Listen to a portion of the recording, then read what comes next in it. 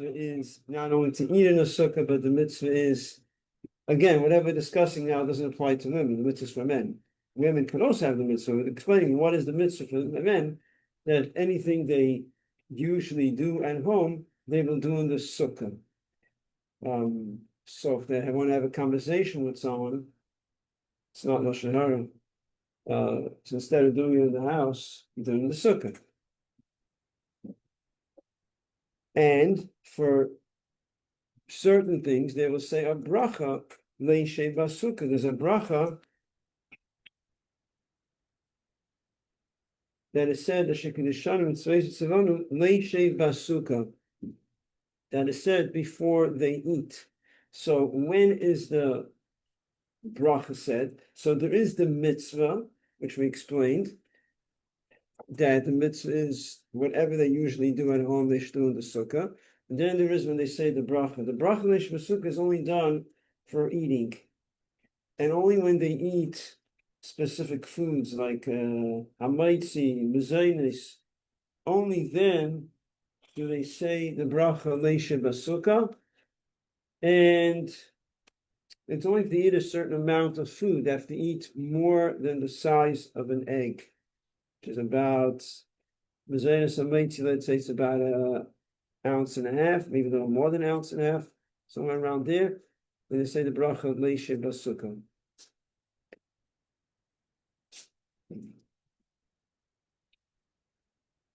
Now, we're saying women are exempt, but you can also have the mitzvah. Just like you're not obligated to bench lulav and esrog on Sukkos, but you get the mitzvah. So same thing eating in the sukkah. If you do it, you get the mitzvah. So if you want to have the mitzvah, you're going to the sukkah on Sukkos, and you're having hamaitzi or mezainis, and you say the bracha leishev basukkah. Now, Minik Chabad is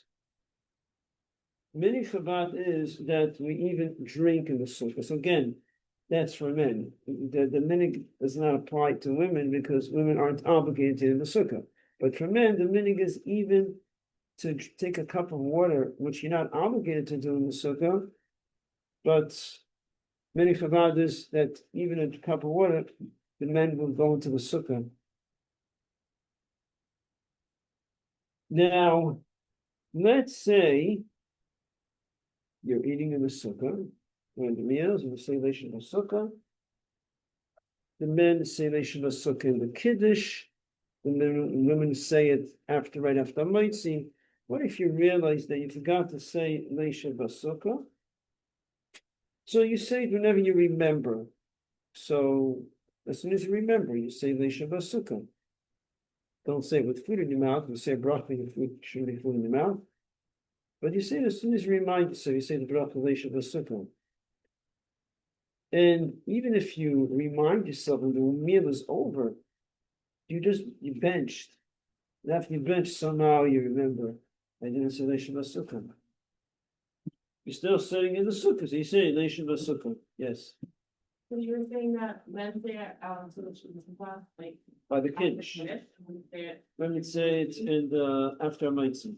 So men can't go to because they're not obligated, or like You're saying why can't you hear leishe basukkah or the kiddush and then you don't say it yourself?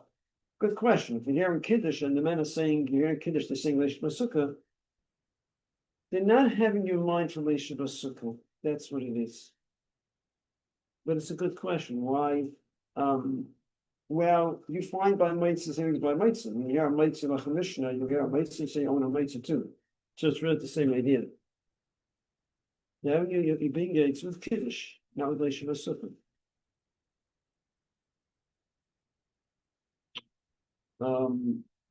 Just like when we say shechiyanu, you already said shechiyanu. Right there. And you said shechiyanu. But you're still hearing shechiyanu, but you're not. Yeah, it's different. There you didn't say yet leishe basukkah, but you say your own leishe basukkah. That's how it is.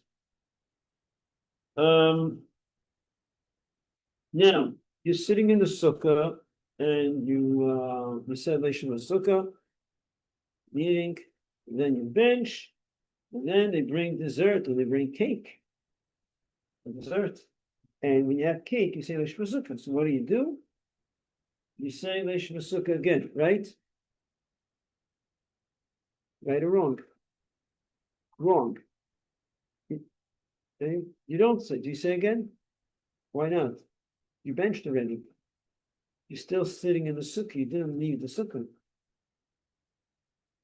If you sit in the essential nourish, if you stay in the sukkah for 7 days straight, now, obviously, it doesn't mean literally, because if you walk out for a few minutes, it's not called still in the sukkah, okay? Technically, if you're in the sukkah for 7 days straight, you don't say a new bracha leishma sukkah. It's continuation. So as long as you're in the sukkah, you don't say another bracha leishma sukkah. Even if you leave the sukkah, okay, you're done eating, I'm done, I'm leaving. If you have intention to return within an hour, you're done eating, but you're coming back within an hour. When you come back and you eat more, you don't have to say the Shmasukah. Again, Leish Masukah is anyways only required from Leitzah Mazenis. So if you're coming back within an hour and you're having a Leitzah Mazenis, you don't have to say Leish Masukah. If you leave the sukkah and you plan and when you left the sukkah, you're done. I'm not coming back. I mean, coming back. For now, you're not coming back. You're done. You're not coming back till who knows when. And then you decide a second later you're coming back. You come back and you have more mites and more mazenis. You say again, Leishim Sukkah. Because when you left, your intention was we're done. Yeah? Get it? If when you left the sukkah, you plan to leave to be away for 2 hours, and then you come back, or even if you come back right away, but if you left, you had in mind you're not coming back till 2 hours later, then when you come back, whenever you come back, you will have to say again, Leishma Sukkah. Again, when I say you will have to say Leishma Sukkah, Leisha Basukkah is only said when it's on Maitzi or Mazenis and you're having a certain amount the size of an egg. About, I think, an ounce and a half, maybe a little more, somewhere around there. Okay. Now,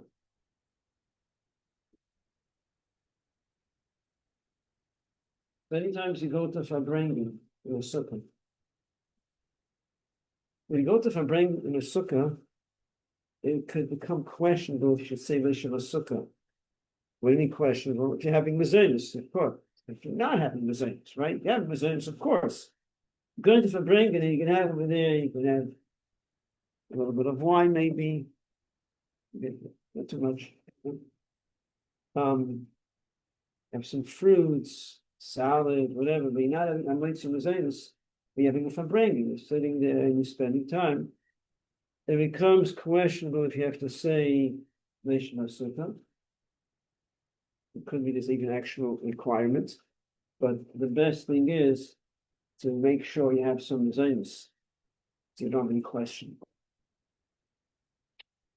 If you already ate in that sukkah that day and when you said Leish Sukkah, coming back to the same sukkah, then there is no question. Then you don't have to, there's no issue of Leish Sukkah because you already said Leish Sukkah that day. Okay? In other words, way works is like this. Because you said Leish Sukkah in a specific sukkah on a certain day, so even if you come back much later, and you're having again, you say again Leish Sukkah, but if you come back later, you're having the Farbrengen, you spend time, there is no question about saying Leish Sukkah again, because you already said on that day Leish Sukkah on something, and that includes everything you do in that sukkah. Not if you're having Mizaynus or Amaitzi again, but other things that you're doing in the sukkah, it includes everything else, even though you're coming back 6 hours later, it doesn't matter. That's if it's the same sukkah. It's a different sukkah, like I said before, you're going to Farbrengen. Were you in that sukkah that day? No, I wasn't. First time coming to the sukkah. Okay, you're having the Farbrengen. So we're saying it's a good idea to have some of the Zionist. It's like this, there's no question about do say Leish Sukkah, don't say Leish Sukkah. That's what they do. Any question? Clear?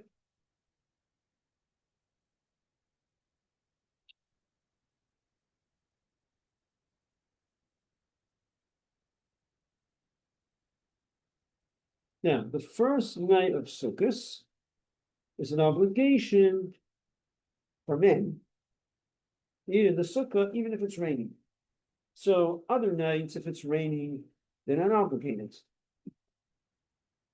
Then in Chabad doesn't anyways eat in the sukkah, even if it's raining. But the first night, even if it's raining, there's an obligation to eat in the sukkah.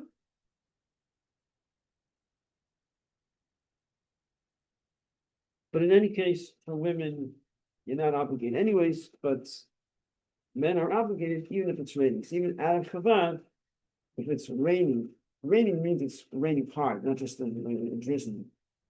So when it's raining hard, they don't eat the sukkah the first night. They will make sure to eat at least the kazayis, size of an olive of challah in the sukkah, and say Mishnah sukkah, even if it's raining. Preferably, they will wait to see until it stops raining. Okay,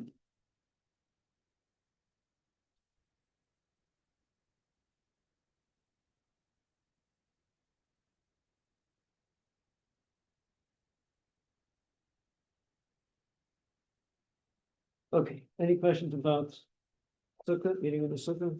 Good. There, Mishnah sukkah, okay.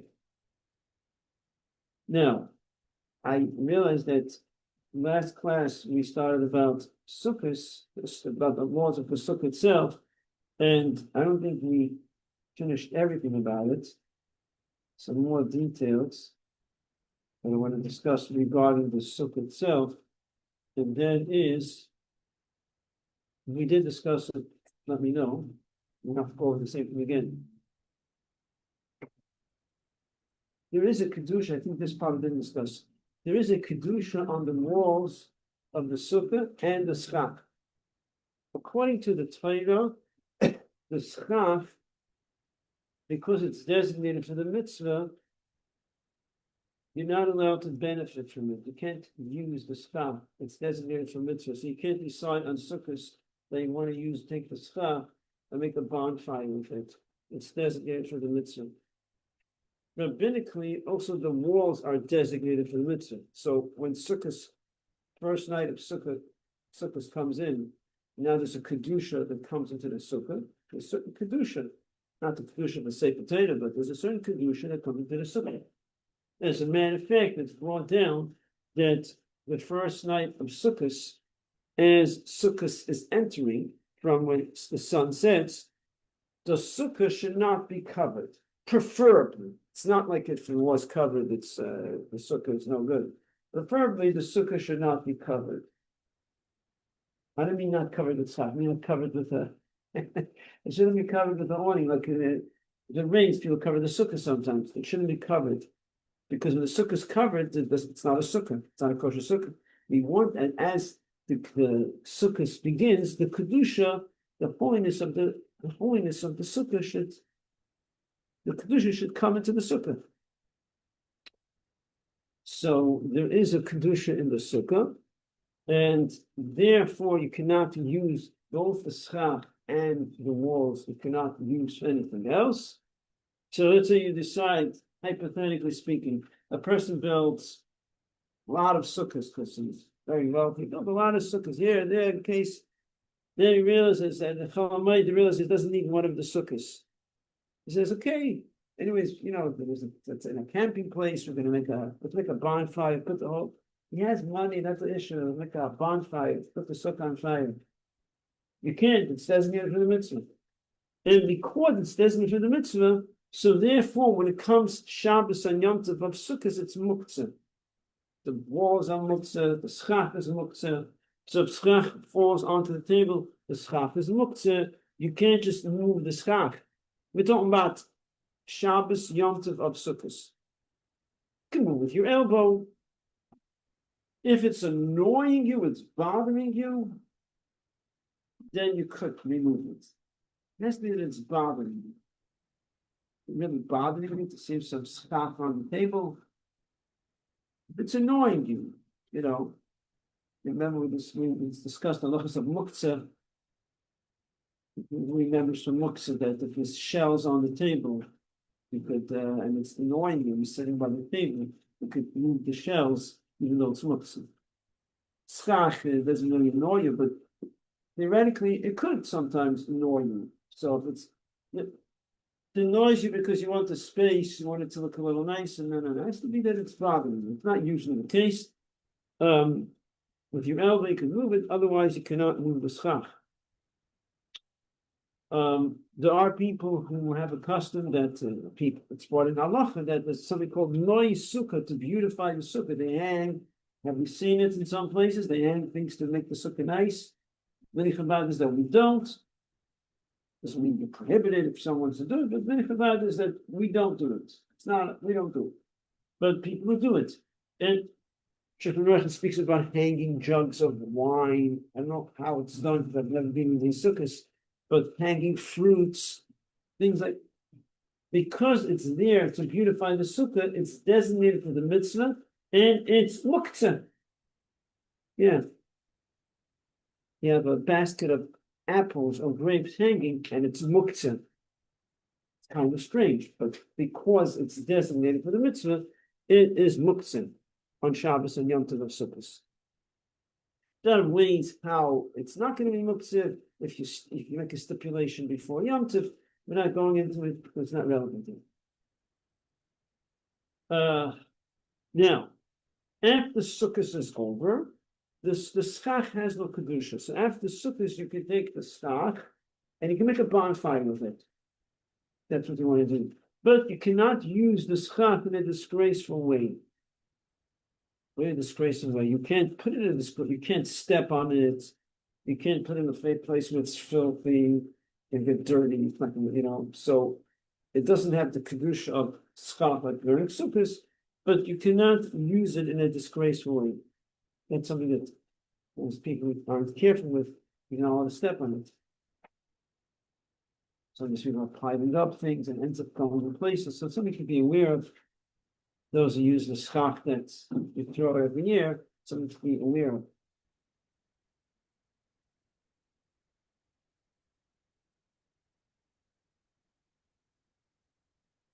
Amongst other mitzvahs that we're doing on Sukkos is we bench lulav and esrog. So the lulav, the lulav, the esrog, hold the lulav if you're righty, hold the lulav with your right hand, esrog with your left hand, and take the lulav. First day, and you say the bracha shekibishanu v'mitzvos v'tzivanu al netilas lulav. Then you pick up the esrog, hold it in the left hand, and you say the bracha shechiyanu. And as you finish shechiyanu, you put it together and you shake it. You shake it in all the directions. You are facing east when you are shaking over the esrog. Let's say there's an east is there, but let's say east is over here, okay? So put it together like this 3 times. Go 3 times like this. Every time you bring it back to your heart. You go forward 3 times. The meaning is actually that to shake it a little bit.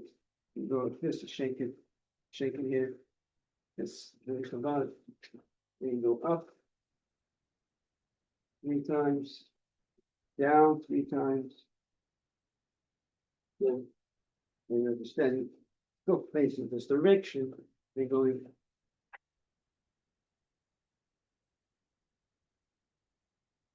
And the third time you go all the way back facing west. But you're still positioned this direction. You're turning all the way back. And the first day is Shechiyanu, but if you mention Reuven Esek with someone it's their first time, so they will say Shechiyanu when it's the first time. On the other days, again, when you say the bracha,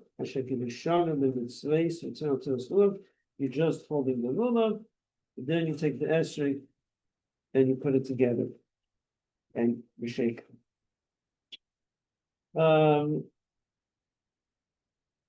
It should be done in the sukkah.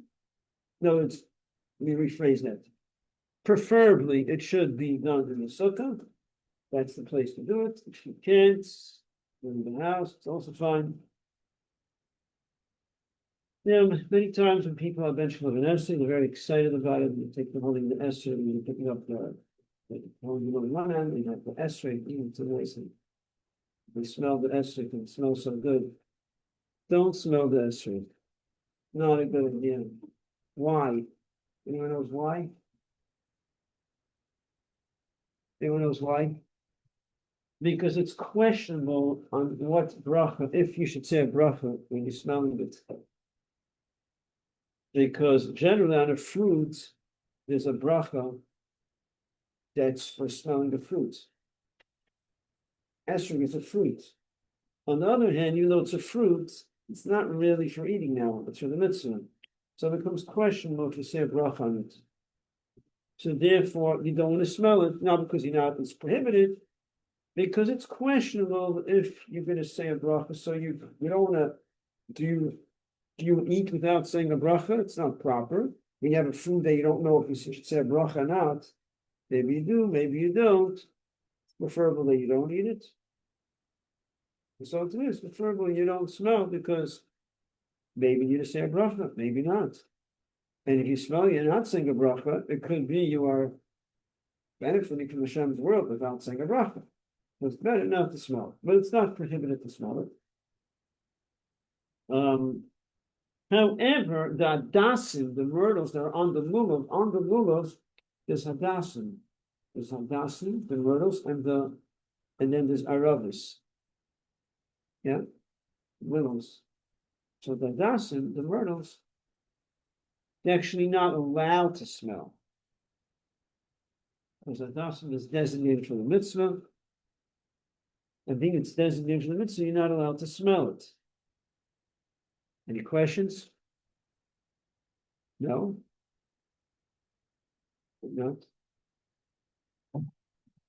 Why are you allowed to smell the esrog? If esrog is designated for the mitzvah. I said you can't smell a dasim because it's designated for the mitzvah. Why are you allowed to smell the esrog if it's designated for the mitzvah? I said you're allowed, you just shouldn't because it's questionable on the bracha. So, right? So there is a question. Because the esrog is a food. So when we say the esrog is designated for the mitzvah, the primary use of an esrog, even though we're not going to eat it, but it is for eating. That's what it's for. So when we say the esrog is designated for the mitzvah, that's in terms of eating. You're not allowed to eat it because that's for the mitzvah. That's the primary use. Generally, what esrog is for. So you're prohibited to use it in what it's usually used for, which is for eating. So you're not allowed to eat it. But smelling, you're allowed to smell the esrog. But the bracha is questionable. It's actually, if you really want to smell the esrog, you can take another fruit that has a good smell. When you say a bracha on that fruit, you have in mind, and then you can also smell the esrog. If you really feel like you know which you need. If you want, I can tell you which bracha if it's relevant. Otherwise, we'll just move on. Yeah.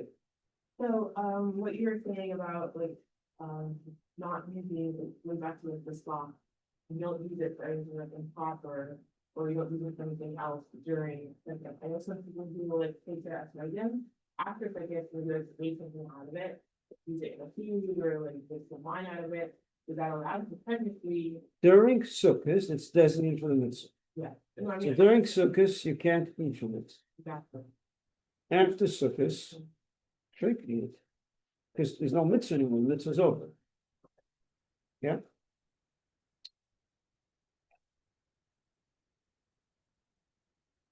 Shabbos, Sukkos, we don't bench the esrog. And the lulav is muktzah. It's designated for the mitzvah, has no use, has no function. The lulav is muktzah, Shabbos, Kol Hamoed, Sukkos. The esrog is not muktzah. Why? Why is the esrog not muktzah? We said it before. Why is the esrog not muktzah? It's only because muktzah has no function. Why is the esrog not muktzah? Because we said before. Because what? It's food. Are you allowed? You're not allowed to eat it. Are you allowed to eat the esrog? You could, Huh? but you could, theoretically. You could. No, you're not allowed to eat it. Right. Technically, if you stipulate before Yom Tov that you want to eat from it, then you'll be allowed to eat from it. It's a, it's a, it's a kind. It sounds strange, but there's that concept in halacha. But why is it not muktzah? Because we said before, we said it. Are you allowed to smell the esrog? Are you allowed halachically? Is it? So it has a use, it has a function. You're allowed. Except you shouldn't, because it's questionable, the bracha, but you're allowed to smell it. So therefore, the esrog is not muktzah. Lulav is muktzah, esrog is not muktzah. Got it?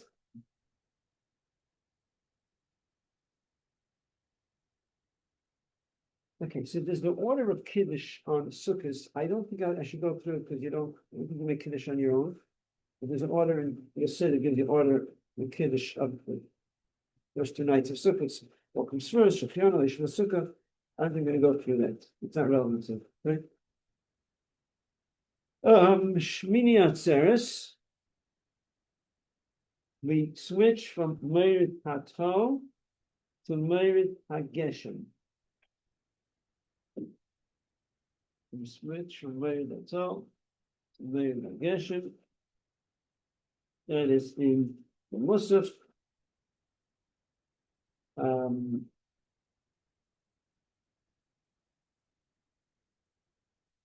Okay. And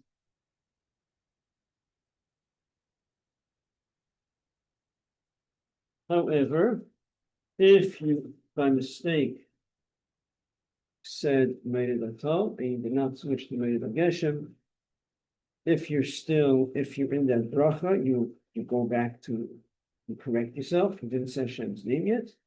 But if you already passed it, you already said Hashem's name, then you just continue. You don't have to repeat Shmonesra because you said Merid Hato. There are some communities that they don't say Merid Hato during the summer, then they will have to repeat it if they don't say Mashruf Merid Geshem, because they didn't even say Merid Hato. According to, in simple words, we say Merid Hato during the summer. So if you, by mistake, you don't say Merid Geshem, you don't switch, or that means you said Merid Hato. So you don't have to repeat Shmonesra. So once you already came to Hashem's name, saying Baruch Atah Hashem, you just continue. You don't have to go back.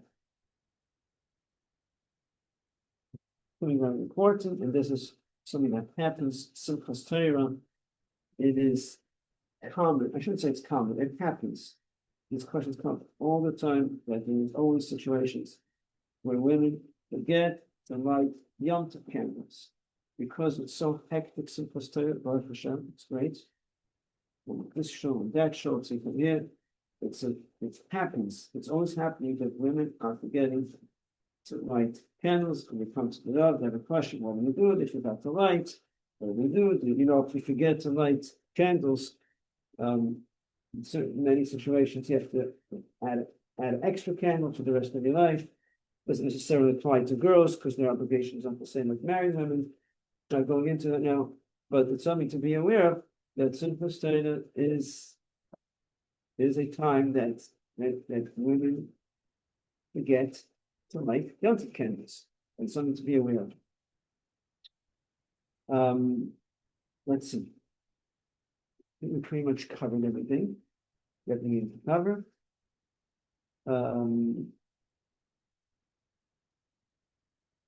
Any questions?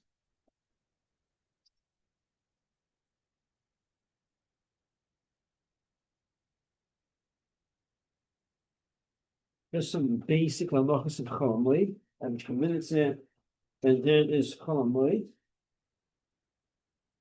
You don't cut down nails, no haircuts. There is restrictions on certain halachos that we don't do. It comes to writing, we don't write. I mean, there is exceptions, there's details. Just mean that the general picture. It's not like a regular day. You can't just do whatever you want. If someone forgets to cut the nails before Yom Tov and it comes home late, it's not simple. It's they're not allowed to cut the nails. The reason is because the reason why Chum don't allow us to cut out nails in Chum late is because they don't want that we should be like, no rush to cut my nails. If I need a cut, I'll cut Chum late. And meanwhile, Yom Tov comes in and the nails are long and doesn't look nice. They don't want to enter Yom Tov in a state of, not looking presentable. Should enter Yom Tov properly, dress nicely, if the nails are long, you have to cut your nails. So that's what they said, you're not allowed to cut your nails Chol. So like this, people make sure to cut the nails before Yom Tov, enter Yom Tov in a proper way. That's the reason.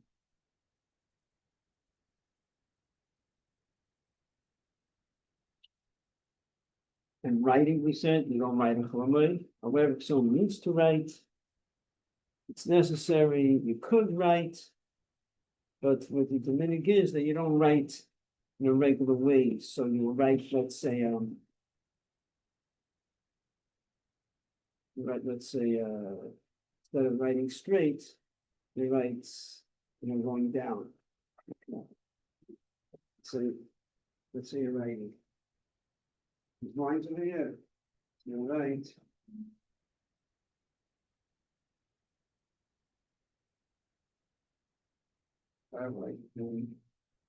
And it's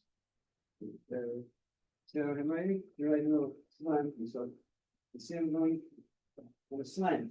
And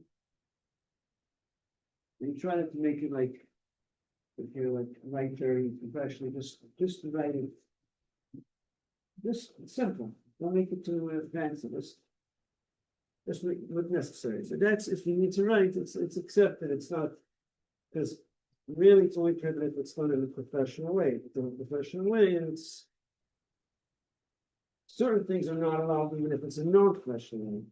But in writing, it's brought down that this could be done in this way. I'm sorry, you want to hear something? Is that like halacha or is that No, that's halacha. This is halacha. We don't write, but if you write in a non-professional way, then it's fine. In other words, if you need to, if you don't need to, avoid it. Yeah. What about a college student? You have people that are listening on phone mode, they break what like they give the ticket on phone mode? See, once it comes to typing and printing, it becomes more professional. When it's professional, it becomes more of an issue. Discussed about Maisi Uman, Maisi Hegit. Maybe it's done for like someone needs to sew a button for Yom Tov. So a button, which anyone could sew a button. So if it's done, well, actually, right. So if it's a very simple job, someone's sewing a button, that's very simple that anyone could do. And it's for Yom Tov, then it's allowed. But other than that, if it's more a professional job that an amateur can't do, then it becomes an issue.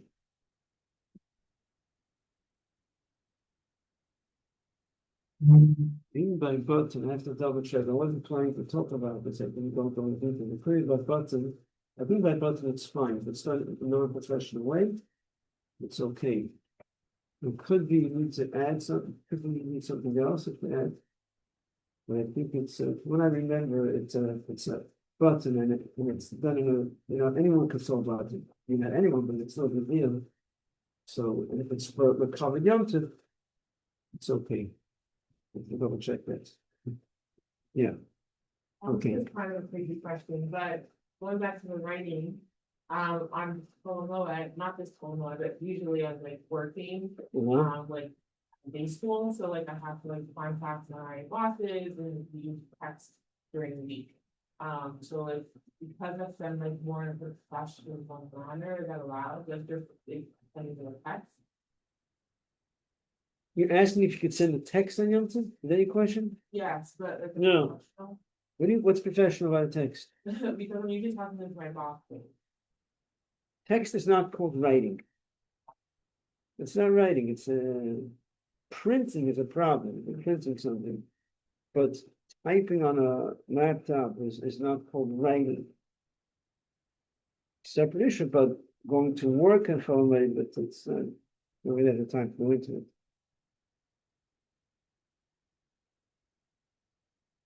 Okay. Okay, so even though we just finished about Sukkos, we don't get confused. The next holiday that's coming up is in Kippur, not Sukkos. You know. Okay, so we wish everyone a marks on the table. Great Yontiv. I think this is our last class. So after Sukkos Torah, I believe. Yeah. Okay, thank you everyone.